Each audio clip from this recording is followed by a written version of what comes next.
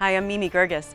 3 American contractors were kidnapped in Iraq by a Shia militia and held captive for 31 days. 2 of them are here to tell their story and set the record straight. And the tape was just pulled and tugged so tight that it was smashing my nose to the point where I couldn't even breathe through my nose. Yeah, I'm affected psychologically by this, and the only way to get justice is to make them pay. Welcome to the Mimi Geerges Show.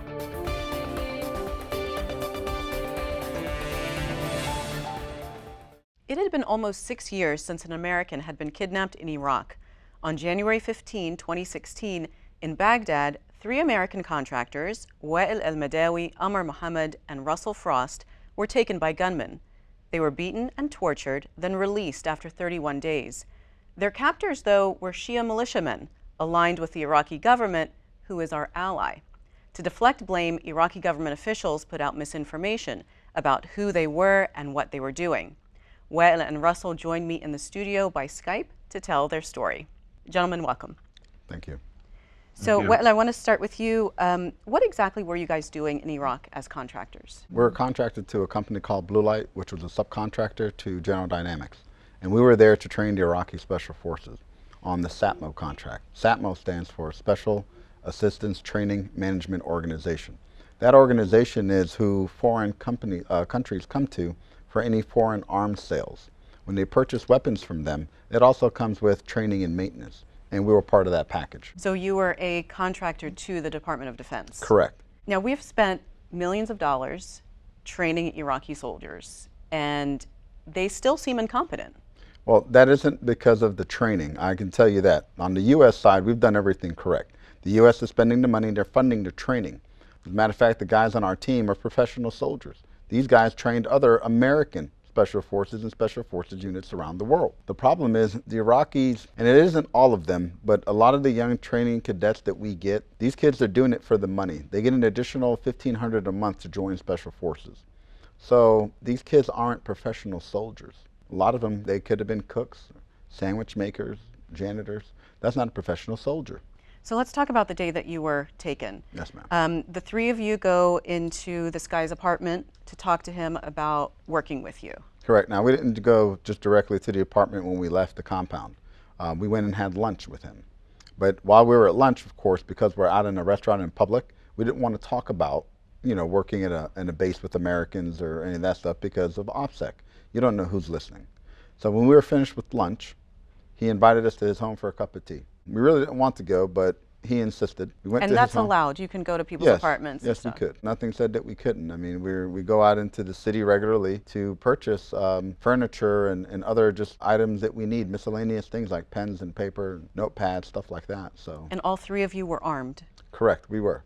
And we weren't illegally armed, though. We were legally armed by the Ministry of Defense. We were issued ID cards from the academy. And it had our full names on it, our position as instructors, and the serial number of the weapon system that we were issued. Now, Russell, let me ask you, did you notice anything strange or suspicious when you walked into the apartment? I kind of noticed a little strange when we pulled up to the apartment area. I noticed that there was basically one way in and one way out of this area that we pulled up to in front of his apartment. And then once we got out and went into the apartment and he was showing us around, I also noticed that there was only one way in and one way out of his apartment. So what happened then? We sat down and, the guys started talking. Of course, myself, I don't understand the Arabic language. So I was kind of just sitting there watching TV, and they, every once in a while would speak English to kind of tie me into the conversation. And they were conversating, as far as trying to get Abba Marina to come back as a translator onto the contract. So what happens? Well, once we discussed it and he was good with it, we finished our cup of tea. And as we were leaving, people started to show up. Initially, it was an older lady and two guys that claimed to be her brother, and they said they're the landlords, and they were there to collect rent. So we were confused. We were like, okay, this has nothing to do with us. Next thing you know, another guy comes in, clean cut, neatly trimmed beard and whatnot, in a leather jacket. And this guy asked us who we are, which we thought we were strange. You know, it's like, you're in his house asking us who we are. We're like, well, who the hell are you? And he says that he's the guy that's in charge of this area. So we're like, well, are you an undercover policeman or like Secret Service? What are you? I don't think, I don't understand. Are you Iraqi intelligence? Like, how are you in charge of this area? And he says, no. And I'm correction. I'm in charge of this area. He says it again. He said, you guys cannot leave. And you and Amr, let me just clarify, are Egyptian Americans. Correct. You're fluent in Arabic. Yes, so ma'am. all this is going on in Arabic. Yes, and unfortunately, Russell has no idea what's going on. And, he's starting to get concerned now because we're arguing with this gentleman. And we provided him our ID cards. He took them. He said, this doesn't mean anything. So I thought that was strange. I knew then, okay, this guy he's not an Iraqi government official, We were like, oh, the militias are here. Next thing you know, we're like, well, we're leaving anyway. We walk outside. He was right. We couldn't leave. We couldn't leave because there was like 40 to 50 armed men outside, heavily armed men. I'm still arguing with him, and then another gentleman walks up that we called the boxer because the way his nose was shaped, you can tell that he had a broken, either most likely boxing. Apparently, he's the enforcer. So he goes up to Amr and he tells us to surrender our weapon systems, which we did not want to do. So I'm arguing back and forth with this guy, and Russell walks over and gets in the van. And Russell starts to look around him, and he realizes that there's people all around us. And while I was arguing with this guy, he gets a phone call. And when his phone rings, the screensaver was a Muqtada Sadr. Mm-hmm. So that made me feel better. This is the Shia leader. Correct, the gentleman that was telling me he was in charge. And then the other Why guy, did that make you feel better? Because I knew then that they're not ISIS. These guys are not Sunni, they're Shia, which was a better chance for us because even if we fought it out there, either we die in place, because if we go with them, they're going to kill us. And the odds of us surviving with the Shias is better, to be honest with you, than it would be with ISIS. ISIS kills you. Right. They keep you for a day, a week, they're going to kill you regardless. We had a better chance of surviving. And you made the decision I did. to give up your weapons. I did. It was the hardest thing I ever had to do. And especially to go over and get the guns from my guys. I didn't want to do that. But because I knew they weren't ISIS, the only reason I did that. If not, we'd have shot it out. But what were they telling you as far as, when you would say, look, what do you want from us? They're telling us, why are Americans here? You guys are American. What are you doing here? And we try to explain to them. There's Americans all over the country, aren't they? I agree. Try to explain it to him. I said, well, we're here because he's a linguist, trying to bring him back to work for us. And he's just like, no, you shouldn't be here. You have no right to be here. What they're looking at is from the perspective of they don't want us in their country. Mm-hmm. These guys are enforcing that. They don't want us in their country. No one ever mentioned anything about us doing anything illegal or anything like that. They don't want us in their country. Because these are the same guys that we fought. These guys were members of JAM when JAM was around. JAM is Jaish al-Mahdi. Mm-hmm. They also have JAM special groups. JAM special groups is a little more elite. They had more training and more like guerrilla tactic and more special forces type training. Those guys are a lot more elusive, far more elusive, honestly, than JAM was. But nonetheless, there were still a portion of them. These are the same guys. They still exist. They just have a different name now. These guys now are Sarayat al-Salam. This is another Shia group. Yes. See, what happened, JAM broke apart. So you had all these different factions now. Once we took control of the country, well, these guys no longer started to become JAM anymore. We started to break them apart because we tore apart their network. So what happens now, they start to faction off because they're disagreeing. Everybody wants to be in charge. So each one takes their neighborhood. Okay, so you surrender your weapons, then what happens? Well, surrendering the weapons wasn't that easy because I had to convince Amr and Russell to give me their weapon. Russell, what were you thinking at the time when Waiel says, give me your gun? I believe I asked him a second time if that was truly what he wanted me to do because I had already cocked the round into the chamber and I was ready to go, and I simply asked him, are you sure this is what you want to do? Were you thinking about like trying to shoot it out? When I first got out there to the van, I wasn't for sure, but as I started panning around, doing a 360 around the area to see who all was there, I started noticing more and more armed men, and they were pretty much at all four corners.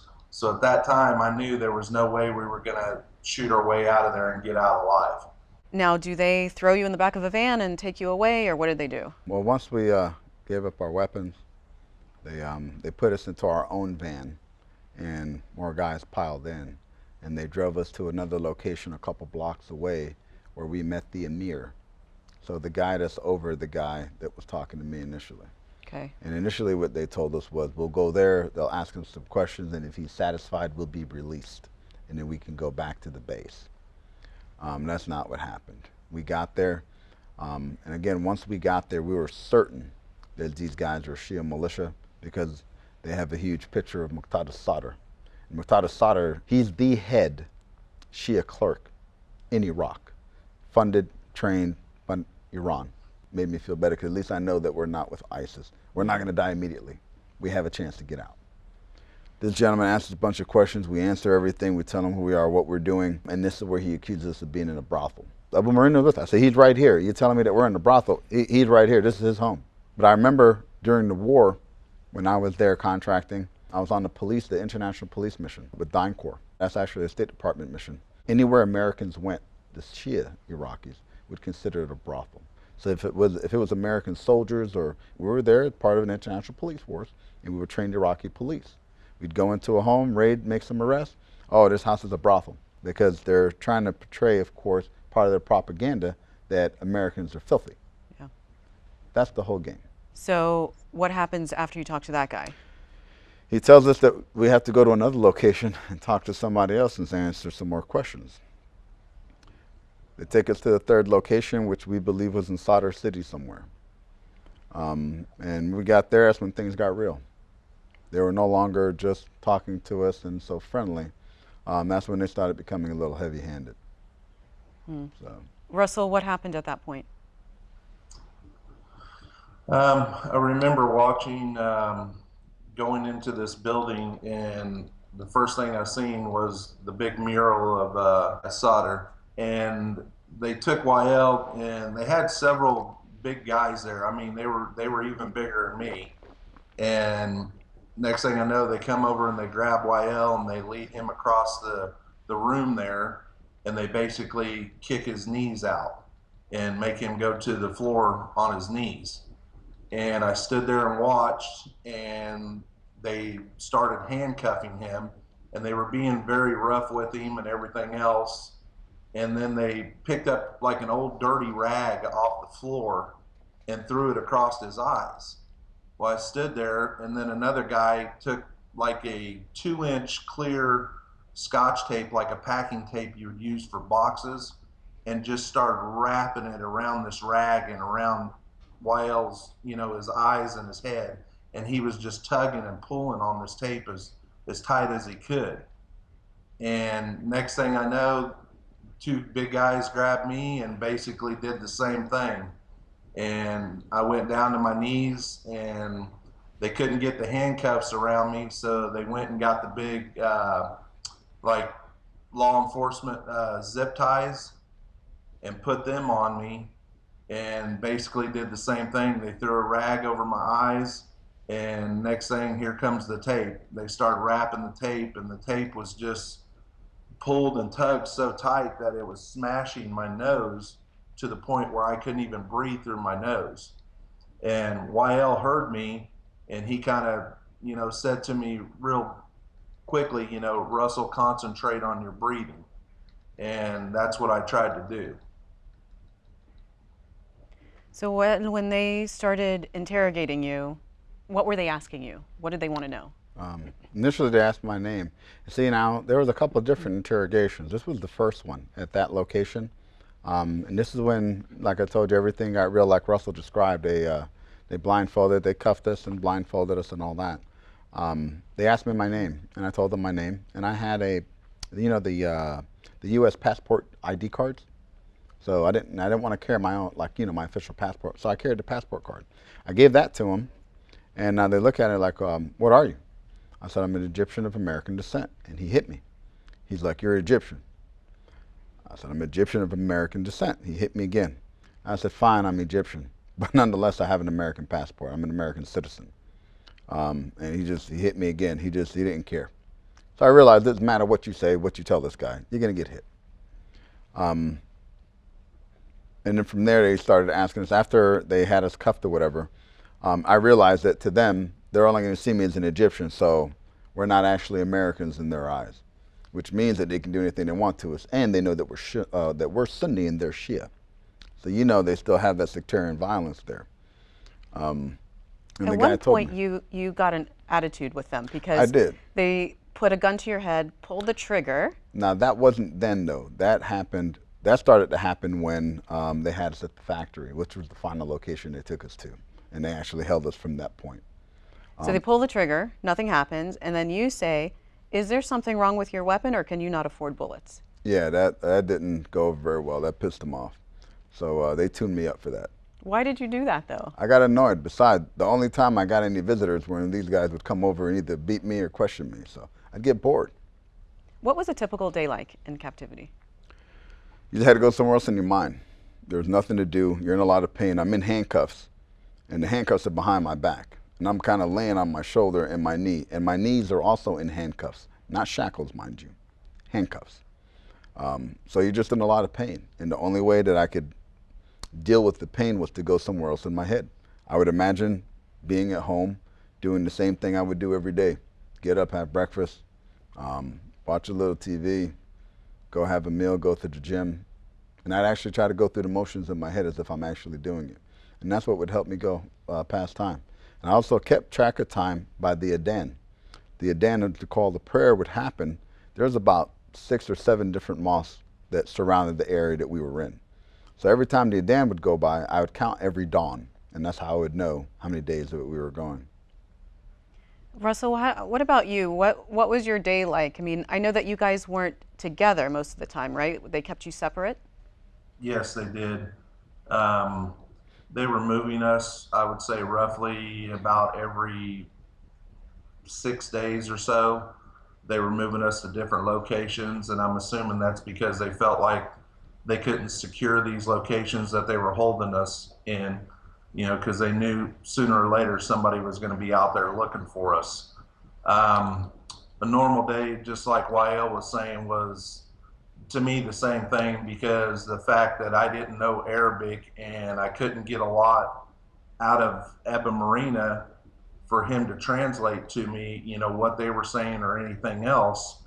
I just did a lot of praying and a lot of thinking about my family and my grandson and stuff like that. Did you know anything about what was going on at home or on the outside? No, I did not. I couldn't imagine in my mind what my wife and my kids and my family was going through, knowing that I was missing. Well, and at what point were you most scared in this whole ordeal? The first couple of weeks, to be honest with you. And it was actually during the second interrogation when we got to the factory, and because they dragged me out of they kept me in a little hole. This cell was probably about 4 by 5, so it wasn't high enough for me to stand, and it wasn't long enough for me to lay down, so I couldn't extend my legs. So I was pretty much in the fetal position, and because I had those cuffs on my hands and my feet, I'd have to almost lean over where like my butt's in the air. Very compromising position. Wasn't very happy with that. But when they dragged me out of there, that's when they really started. The beating were even more. And the guy, I think one guy had an AK. I remember he hit me in my chest with it. And they kept asking us questions about what we were doing and what the Americans were planning, if they planned to invade Iraq or any of this stuff. And I'm like, we're contractors. We don't have that kind of information. We have no idea what the plans are. We're just here to train Iraqi special forces. I said, and you should know this, because a couple of guys that were holding me told me that they attended my classes. I have no idea who these guys are. I said, and these guys also, they augment the Iraqi forces. They fight alongside of them on the battlefield against ISIS. So I told them, I said, you have us here unlawfully. We've done nothing wrong. I said, we're here helping you, and this is how we get treated. They didn't like that. I got beat more. The guy put my fingers into they were like sheet metal cutters or something, because he pinched down on my finger. He told me he's going to cut my fingers off and put them in this hand. Well, I told him I didn't want him to do that. He's like, well, I'm going to ask you a question. If you don't answer, I'm going to cut your fingers off. And he starts to cut my finger. Yank my hand out of there. And I'm like, well, there's a process. You ask the question, you're going to start cutting stuff off. At least ask a question. He didn't ask a question. So I asked them, I said, are you new to this, or like, what's going on? They didn't work out very well. It kicked me in my chest. I fell out the chair, and they beat me some more, and then they dragged me back into my cell, threw me in the cell. And then I saw the same guy. Well, I didn't see him, but we had another conversation the very next day. 31 days later, you're released. What was that process? I have no idea what happened on the outside to get us out. And I don't think Russell, maybe Russell knows. I have no idea. I've asked, and no one really told us anything other than that the State Department did everything they could to get us out. And I was told that it went even as high as the president got involved. So whatever they did, whatever deal, I'm very grateful, and I love everybody involved, from the president on down. Thank you. Because it's because of them that I'm still alive, that Russell is still alive, that Amr is still alive. And I'm grateful every single day, every single day. They showered you, they made you, or they let you take a shower, let me Oh, say. you mean initially when they picked us up? Now, And then there was something kind of interesting about this, though, that we found, and Russell can clarify that as well for you.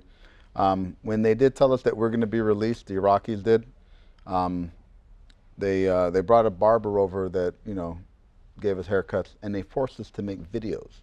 what did you say in the video? Well, that's another hard thing we had to do, because in the video, they wanted us, they gave us kind of a script that they did verbally with you. They didn't give us anything written, but they wanted us to thank Muqtada Sadr for our freedom. And they said it was Muqtada Sadr who stepped in on our behalf and advocated for us because of the injustice done to us. And he's the reason that we were free, is what they're telling us. So we made these videos thanking Muqtada Sadr for stepping in and advocating on our behalf, because that's what we needed to do to get out. We didn't do anything or say anything that would bring dishonor to our country. And one part that they did, they made us say, or to give a warning to the U.S. if the U.S. was to invade. And pretty much what they told us is that they're ready, and they've been training, and they have weapons, and they've done all this training in Iran. You mean invade again? Correct. They said if the Americans decided to invade Iraq again, tell them that we are ready, we're better armed, and we're better trained, because they've been getting all this support from Iran, according to them. Because the majority of guys that spoke to us told us, because they want to tell us how competent they are with their weapons, and how they're tactically sound and all that. So they want to tell us where they've been trained. Guy was telling me he was trained by Lebanese Hezbollah. Another guy told me he was training in Iran. So let me ask you this: when you were kind of driven off, did they just drop you off in front of the embassy, or what happened? No, it was actually funny. They took us to the side of this road on a highway, and they stopped. They tell us to take our blindfolds off, but not to look at them. And then there's Suburbans waiting on us with other Iraqis. They told us that they're handing us over to Iraqi intelligence officers. An Iraqi senator came to pick us up, mind you. Let me ask both of you, in this short time that we have left, what kind of residual, whether physical or psychological issues you might be still struggling with? I struggle with a lot of anxiety now that I never had before. I have anger issues that I try to keep away from my family. I have a lot of physical issues, nerve damage. I have back problems now. Just various things that I never had issues with prior to this, and a lot of it is due to, like Waiel was saying before, the continuous beating, almost daily. I still have scars from when I was held captive, from the zip ties around my wrist that were digging into my skin. I have a scar on my nose now from where they tore off chunks of skin when they removed my blindfold. Just a lot of things. What about you, Ed? Very similar to Russell. I'm in constant pain. I'm eating ibuprofen like Tic Tacs. The position they had me in was just cruel and unusual, and the circulation in my hands and my feet is not like it used to be. Again, the back problems and whatnot. And what do you want to see done What do you want? I want justice. From who? From the Iraqi government. What happened to us should not have happened. It was wrong. It was wrong. And I want reparations for me and the guys. I want our U.S. taxpayers to get some of their money back. We're investing a lot of money in Iraq, and this is what we get in return. So yes, that angers me. I see my psychiatrist and I see the therapist. Yeah, I'm affected psychologically by this. But you know what? That's what I want. I want reparations. And the only way to get justice is to make them pay. Compensation. Because that's going to hurt them more than anything else. We deserve it. That's what we get. Imagine all the suffering that Amr is going through. Amr wasn't getting his medication, and he has heart problems. So imagine what he's getting now as a repercussion of that. That's what I want. I want justice. I certainly hope you get it. And best of luck to both of you. And thanks so much for being on the program. Thank you. Thank you for having us. This has been the Mimi Geerges Show. You can see all of our programs on WHUT.org and YouTube. Connect with us on Facebook and Twitter. Leave me your comments there. Thanks for watching, and I hope you'll join me again next time.